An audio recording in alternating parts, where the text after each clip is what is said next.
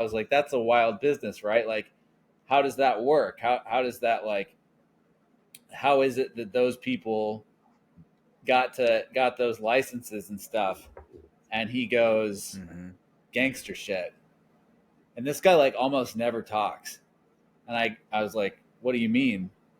And he goes, well, basically, not too long ago, it was prohibition, and so all of the people who ran uh, alcohol and produced alcohol and sold alcohol, they were all criminals. And when it Mm-hmm. became legal, the people who controlled the market were still criminals. So they divvied up like territory, and all the people who ended up getting those deals were either criminals or like family of criminals type of thing, or like, you know. Yeah. And so that's sort of how the whole thing still operates. And then he told me, I was like, well, how do you know this?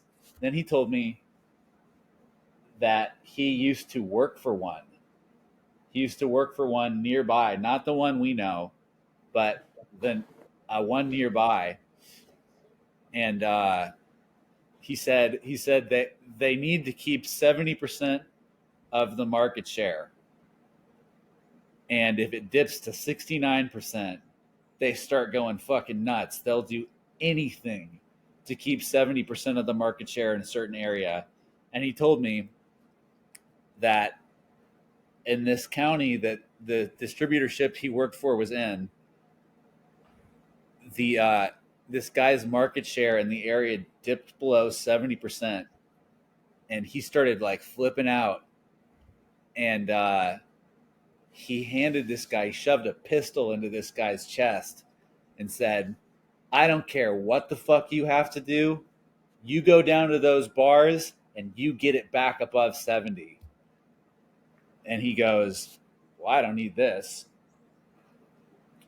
And so Ooh, he goes damn. he goes in there, and basically he was like about to he was ready to beat the shit out of the people who own these bars, but Mm-hmm. he just like choke slammed him and roughed him up a little bit and was basically like, hey, you take these other taps the fuck out of here. That's what you're gonna do. Uh-huh. And they're like, okay.